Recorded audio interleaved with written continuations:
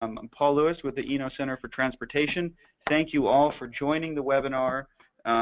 We're going to hear from David Somo with ON Semiconductor in just a moment. He's going to give a presentation entitled The Road to Autonomous and Electric Vehicles. David Somo has been in the semiconductor and electronics industry for more than 25 years. He's been involved with Eno as well as a member of our board of advisors, and he's on our Digital Cities project as an advisor to that group. And he brings a really unique perspective to the automated vehicle discussion.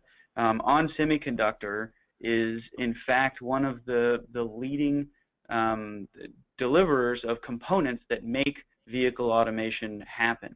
If you have a car with a backup camera, ON Semiconductor probably made it. If you have lane control or any kind of connectivity, LED lighting, fuel economy, emissions reduction, powertrain, all those components that go in to enhance the electronic capabilities of cars, ON Semiconductor was probably involved. And so given that angle that they have on the industry, we've been very fortunate to have David as an advisor and as someone who provides a different perspective as to the real drivers and enablers of the technology trends behind electric and automated vehicles.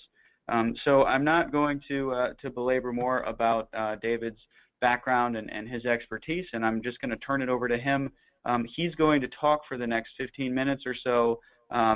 You all should be able to view his slides on the GoToWebinar. There is a question function on the GoToWebinar control panel. If you have any questions for David, please feel free to type them in there or send them to us via email at publicaffairs@enotrans.org. And following his presentation, I'll moderate the question and answer with David and consolidate some of the questions that you guys type into the question box. So without further ado, I'm going to hand it over to David, and we'll have questions here in a few moments. David? All right. Well, thank you for the introduction, Paul, and good afternoon, everyone. I appreciate you taking some of your time to join me here and talk about autonomous and electric vehicles. As I have a brief time here, I want to try to move through this rather quickly and keep us going and then get to the Q&A at the end. And if my presentation will cooperate, I'll move to the first slide. Just to tell you a bit more about ON Semiconductor, the company was formed as a spin-off from Motorola in 1999 with its IPO in 2000. Through organic development and a series of acquisitions, we built the company from just over $1 billion at its formation to about a $5 billion global semiconductor company today, top 20 in semiconductors worldwide, headquartered out of Phoenix, Arizona, the actual original Motorola headquarters building here from the 1950s. And we have about 30,000 employees worldwide. If you look at our revenues by sector for ON Semiconductor, as Paul alluded to, we have a position in just about every electronics device and assembly within the vehicle. About 1/3 of the company's revenue is in the automotive sector. It spans active safety systems, fuel economy and emissions reduction. We're in engine control, transmission control, applications, body electronics, in-vehicle networking, power management, and some of the new lighting systems you see both inside and exterior to the vehicle. We have about 1/4 of our revenues in the industrial sector, primarily in power applications, but also in motor control, lighting, and connectivity. And then we have another 20% or so of the company's revenue in the communications sector, mostly in wireless devices, providing power to those devices, such as your smartphones. Our product portfolio ranges from simple devices like diodes and transistors, 2- and 3-pin devices, all the way up to complex systems on chip with including DSPs, microcontrollers, memory control, and connectivity, things like Bluetooth radios.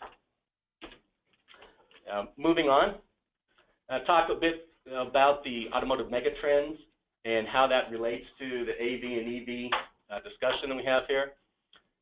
The first one that I would go to, I guess it's not going to allow me to do the animation, so I'll talk through each of these at a time. The first is around autonomous vehicles, one of the topics for our presentation today. If you think about that, that has safety implications associated with it, both the opportunity to improve the safety of our roadways and for those who move around in light vehicles, efficiency in terms of being able to improve the throughput on our roadways. It offers the opportunity for inclusion and access.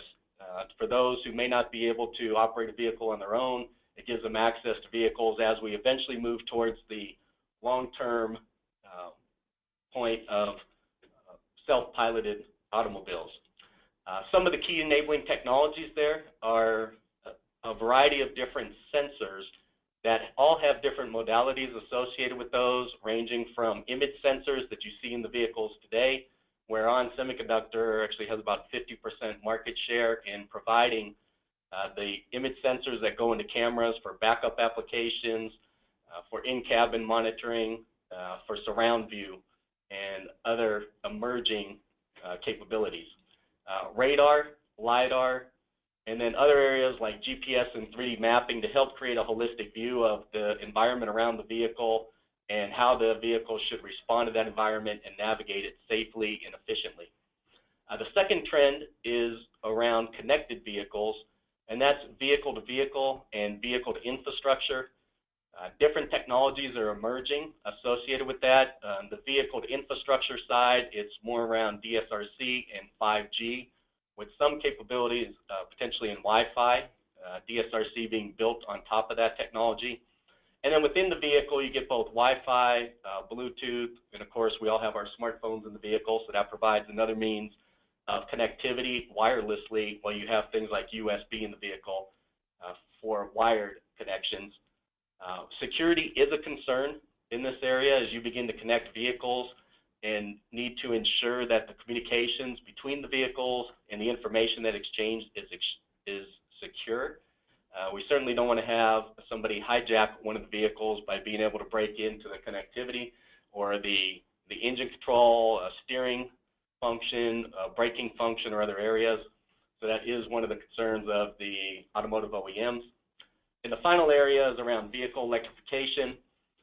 This is happening in stages. I'll kind of explain that as we go through the presentation here, all the way from your start-stop systems to your mild hybrids, 48-volt battery systems that are being deployed now, into hybrid electric and full battery electric vehicles.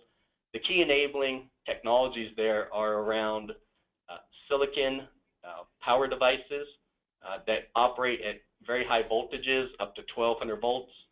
They do fast switching, highly efficient, and new wide bandgap materials such as gallium nitride and silicon carbide that offer the promise of being able to switch at higher frequencies more efficiently. They can reduce the size and the weight of some of the onboard electronics like an onboard charger or a traction inverter that are associated with electric vehicles. So looking at the roadway to autonomous vehicles as they're being deployed, the safety benefits I think are obvious to most of you who are on the call. You know that many of the traffic incidents and the fatalities today are caused by, or responsibilities lie with human error. Autonomous vehicles, as we work through those, have the promise to correct some of those errors and make the roadways safer. The efficiency benefits in being able to platoon traffic flow, less parking congestion as we get towards the holy grail of level 5 autonomous vehicles. There are benefits associated with that. I've mentioned the inclusion and access. Now, looking at AV readiness, and I'll show a slide on this in a moment that NHTSA has developed actually, but the automotive OEMs are all planning to drive towards level 4 autonomous vehicles by 2021. I'm sure each of you have your ideas and thoughts around when they actually will be deployed. I think from a technology perspective, it does exist to be able to develop level 4 autonomous vehicles within that time frame that are able to perform all of the steering functions under certain predefined operating conditions on our roadways. There's certainly other considerations that need to be factored in when deciding when we can actually get to level 4 autonomous vehicles on our roadways, such as liability, certification, insurance, and so forth that are associated with it. So looking at the classifications, again, I won't spend much time here. I think most of you are familiar with them, other than to say if you look at the left side of the slide, that's where we are today, levels 0 through 2, where some of the vehicles hitting the road today have some capabilities to perform certain driving functions. You have your lane keep assist function, you have adaptive cruise, functions like this, but we do not, the vehicle at all times is, the driver is responsible for monitoring the driving environment and control of the vehicle while those functions are engaged.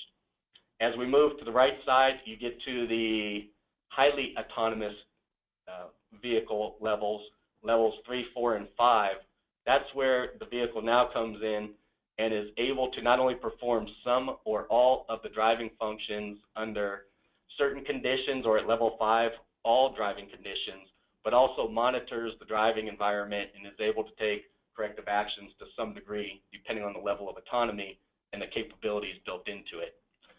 Where we are is right at the tipping point of seeing vehicles introduce capabilities that are more in line with partial autonomy, or level 3, as we move into the new models that are coming out for 2018.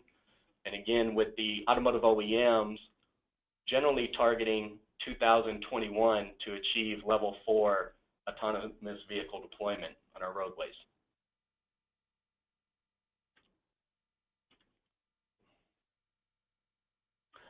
So turning attention to sensors for a moment and how they fit into the enablement for autonomous vehicle capabilities is displayed earlier on megatrends. There are a number of sensors that are going into these vehicles.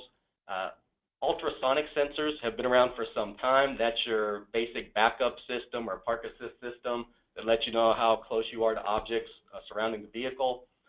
Image sensors have been used in backup cameras. Now they're being deployed in surround view configurations and used also for other driving features to help determine not only if there are objects around the vehicle, but what type of objects are around the vehicle.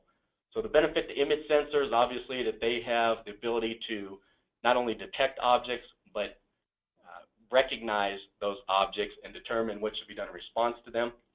But they do have some limitations, as we'll talk about on the next slide. Radar has also been used in vehicles. This has generally been 24 gigahertz radar, 300-meter range typically. That is used in functions like adaptive cruise control. It's able to detect objects in the roadway far out in advance of the vehicle and able to adjust the speed, for example, in an adaptive cruise function to be able to maintain safe distance from the vehicle ahead of the car in an assisted driving function.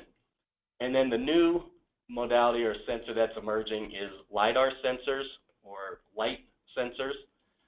The benefit towards LiDAR is that it has extremely fine resolution, and that allows for a more detailed mapping of the environment surrounding the vehicle, so you get a 360 view of everything within 100 meters or so of the vehicle, and that feeds into your central processing system that, when combined with radar and image sensors, gives you multiple sensor types and inputs to be able to determine the environment that you're operating within and what the vehicle should do in response to that environment to maintain a safe driving condition.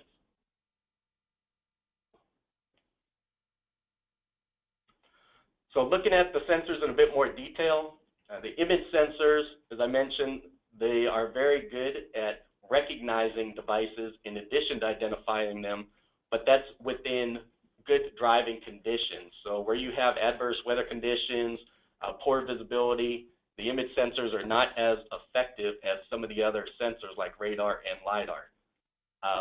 Radar, on the other hand, has limited resolution, but it's very good about detecting objects in all types of weather and road conditions. So it won't be able to recognize what's in the roadway.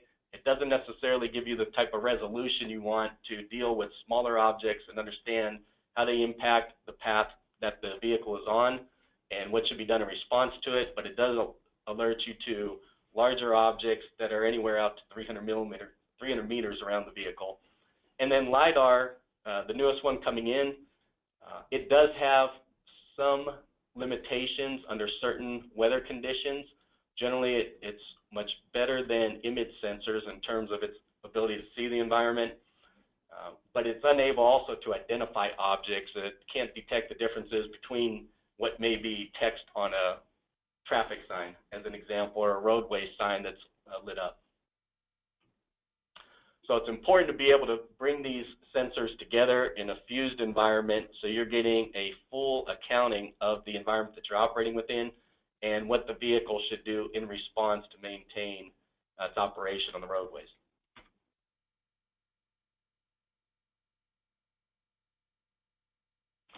Looking at some image sensors specifically, there are a number of unique conditions that need to be accounted for and worked by the image sensors. The first is high dynamic range. That's where you go from very low light conditions to bright light conditions. The image sensors need to be able to clearly detect objects within that transition where you have both lighting environments, and that is one of the key ingredients to designing image sensors specifically for automotive applications. Another is LED flicker mitigation. As more front and rear lighting moves towards LED lamps, they flicker at a very high rate. Image sensors detect that flicker, and it's difficult for them to reconstruct the image that they're picking up. With a technology that we call LED flicker mitigation, you're able to clean up that distortion to have crisp and clear images where LEDs are visible at nighttime. Global shutter, another technology that essentially captures the full range in one snapshot as opposed to scanning multiple times to be able to capture the path of the object. That's important to be able to determine what you're looking at when there's high speeds involved. And I mentioned earlier sensor safety and cybersecurity. ON Semiconductor, supplying image sensors in automobiles, has been approached by the tier ones and automotive OEMs to look at how can we embed security into our sensors to ensure that the images we capture from the edge of the automobile maintain their integrity when they're transferred from the image sensor back to the central processor that's analyzing the images and determining what actions to take in response to those images being captured around the vehicle. Okay, moving over to additional AV enabling technologies. I mentioned 3D mapping earlier. Clearly GPS can be used for that, but actually the combination of image sensors and LiDAR provides you a detailed mapping of the environment from the vehicle vantage point on the roadway that you're traveling. So as we know, GPS, you can lose the signal in major cities. I was traveling in San Francisco not too long ago, and my GPS system was not routing me to the right location because it was getting some interference from the buildings surrounding me. And the same can happen in other large cities where you have tall buildings and limited GPS capabilities. Another area is around V2X, vehicle to infrastructure. Here, I know that DSRC has been one of the technologies that was specifically optimized for ensuring latency in the communications and connectivity for vehicles to infrastructure. So whether it's vehicle to vehicle or vehicle to grid, you would ensure that the response times were sufficient, that the vehicle could process the information of the surroundings and be able to respond in time. Now, the newer technologies emerging would be 5G. We're each going to have that in our eventually in our cars at all times because we're going to be traveling with our smartphones. As we go into 2019, 2020, you're going to begin to see 5G deployments, and that has the potential to be another connectivity interface for vehicle to vehicle and vehicle to grid connectivity. And then finally, Wi-Fi. When you're traveling, for example, in metropolitan areas where you'd have multiple access points or repeaters, you'd be able to connect to those to help triangulate your position and what's in the roadway around you. The other areas around cybersecurity and over-the-air updates, ensuring that when vehicles like Tesla, for example, that have certain hardware capabilities And when you purchase the vehicle, not all of those are enabled out of the gate. You then can push new software updates to the vehicle to correct any issues that may exist or to upgrade the capabilities for the hardware that's installed in the vehicle. But you need to be able to do that securely. You have to authenticate that it's a secure source or an authorized source before you transfer any of those files to ensure you're not exposed to cyber attacks.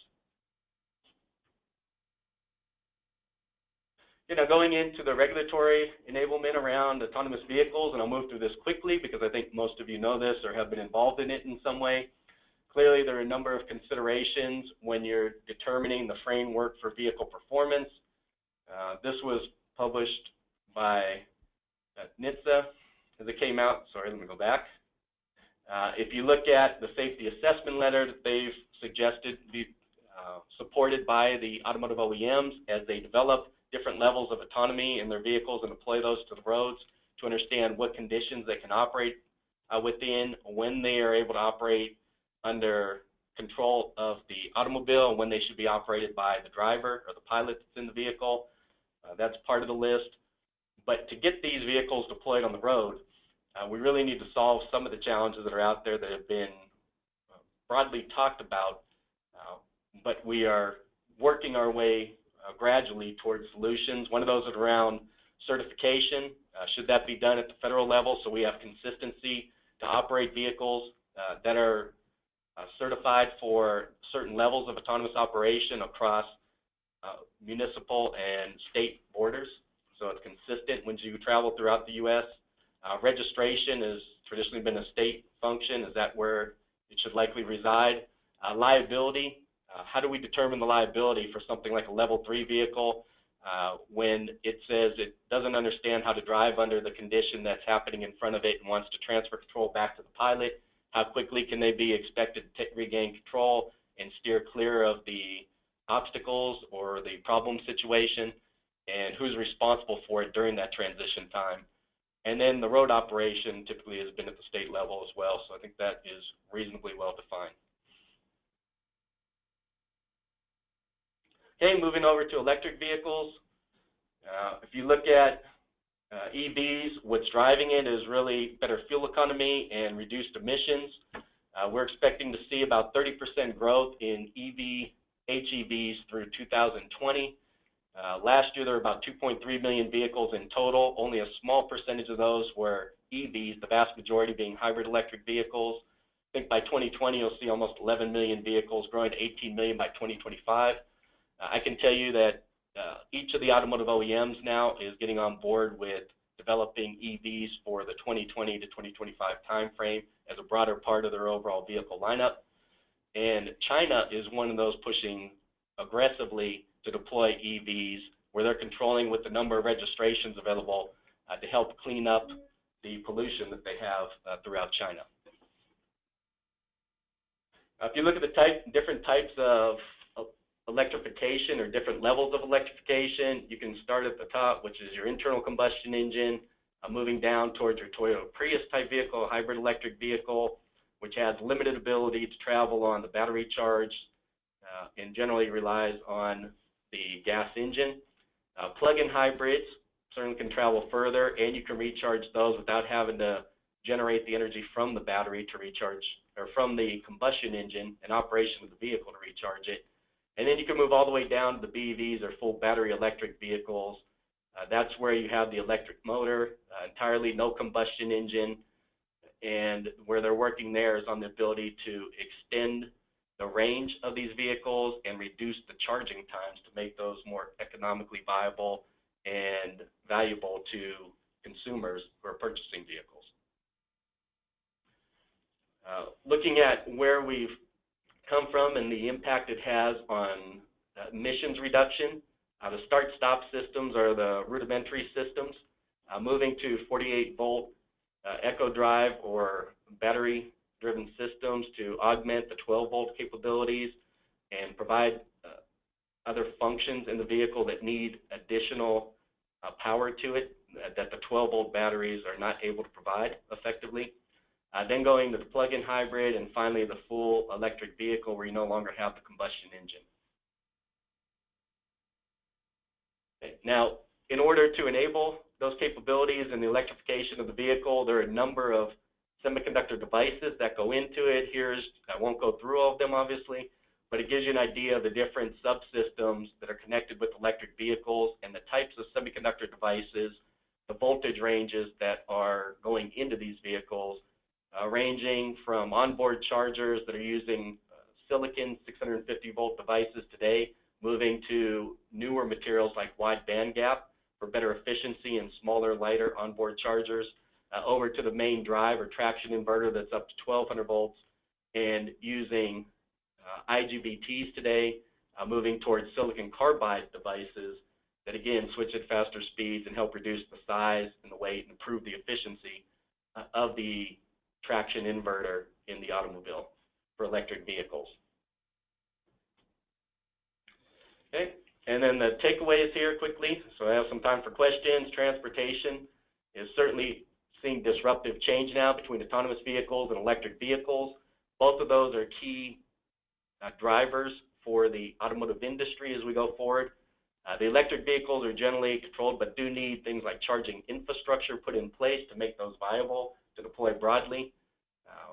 The automotive companies, governments, tech companies, all need to collaborate and work closely together to ensure that we can safely and securely deploy AVs on our roadways and do so in a timely manner so that the U.S. remains competitive on the international scene as other governments are pushing aggressively to deploy pilots and even zones that are set up for AV operation. And then semiconductors are really unlocking some of the innovations that we see in autonomous vehicles and electric vehicles. We think our closer collaboration with both the tier ones and the automotive OEMs are enabling some of the innovation that we're seeing in this area. So with that, I'll open it up to questions that we may have. All right, thank you, David. We do have a couple questions. Again, I would encourage folks that are on the call to type your questions into the question part of the GoToWebinar control panel, and those that we are unable to answer, we will of course follow up with you after this if we run out of time. So one question that's come up a few times is there seems to be a lot of rush to implement automated vehicle technology, and we're talking a lot about the fusion of different sensors and how it senses other vehicles on the roadways. But in general, there's not a whole lot of discussion about the other users of the roadways and what some folks are calling vulnerable road users, like bicyclists, motorcyclists, pedestrians, and other things that may be on the road. How is ON Semiconductor and then the industry in general dealing with some of those users that are a little bit less predictable and sometimes harder to detect than another vehicle on the road? Yeah, good question, Paul. And I think from our perspective, it's really from what we can enable from a semiconductor side, that's what's driving the sensor fusion approach, because they recognize that beyond any one of the sensors, you want to have redundancy in case one fails so that the vehicle can operate safely. You also need the different capabilities embodied within each of those sensor types to be able to provide the resolution and granularity to know not only that there's something there, but what is it, how is it moving, at what rate is it traveling, and essentially the vehicle becomes intelligent enough to be able to navigate around it. So it is the combination of the sensors together with the kind of the AI algorithms that are running in the central processing as it analyzes all these different inputs from the sensors to give a clear enough view of the environment to operate safely. I think as we go forward, certainly vehicle to surrounding connectivity can play a part of that, but I'm not sure we're going to get the bicyclist or the pedestrians to help on that front anytime soon. Got it. That's great. And you know, and building on that a little bit, another question that's come up from a few folks, I'm combining some questions here, is you know, your presentation was very much focused on the automobile, but automation also applies to things like trucks and public transit buses and other vehicles. How are you working with those parts of the industry and where do you see automation going for things like public transit and trucking? Yeah, actually, I think in some of those areas like trucking and some public transit areas, we're going to see the automation occur first. Generally, we're working that through our relationships with the automotive tier ones that are also working out into whether it's the trucking industry, their buses for public transportation and so forth, as well as some of the automotive OEMs or emerging kind of ride-sharing services like in Uber or Google and Waymo and others who are moving into this side of the business. And there you can have defined use cases more clearly that probably have both commercial value, and it's a bit easier to operate in a controlled environment potentially to deploy sooner. So you don't have to deal with all the roadway conditions you would of somebody driving a car in a variety of different environments. That's great. Time for only one more question, and I think it'll be a quick one. We've got a few folks asking your opinion about when we're actually going to see a level 4 or a level 5 vehicle on the road, and one that actually can be certified and really be out there. Do you, in your experience, have a date in mind that you might want to speculate on? And then is there any company that you feel like is more advanced than the others? Yeah, so I'm always happy to offer my opinion, and it's definitely a raging debate whenever I meet with the automotive OEMs, the tier ones, and others in the semiconductor industry or in technology. I think my view of level 4 autonomous vehicles certified operating on our roadways in mass, so broadly deployed, is probably 2025 or in that range. The technologies will be there sooner. I think under certain environments we may be able to operate like in zoned areas where you have, if you think of the concept of HOV lanes today, you may within certain cities or industrial parks have the ability to operate much sooner. We're already seeing some of those deployments. So I think we'll see it in that time frame, but it'll start in a controlled manner within zoned areas and then expand from there. But to get to mass deployment, I think it's more like 2025 till we solve all the challenges. In terms of level 5, as I've always said, I'm hopeful that will be there by the time I can no longer drive myself, and I'm hopeful that I can drive myself for the next 35 or 40 years. Got it. And then is there any company or organization that you've been working with that you've been particularly impressed with, or are they all just putting their heads down and moving forward? They're all moving forward pretty quickly. They all recognize this is disruptive technology and game-changing, particularly any of the automotive and all of the automotive OEMs, as well as others that are coming in from around the industry where they may operate ride-sharing services and so forth. So it is an intense, heated competition to build the technologies in the vehicle to enable level 4 and level 5 operation. I think they're all running very fast, pouring a lot of R&D dollars into it. You can see that through the number of companies that are opening up shop in Silicon Valley, as an example, as they come to work more closely with the semiconductor suppliers, as they view that as key to enabling some of the innovations and technologies they're trying to develop within the vehicle. And so they're trying to change their paradigm of operation from a new platform every 5 to 7 years to try to build these AV capabilities more rapidly into their vehicles.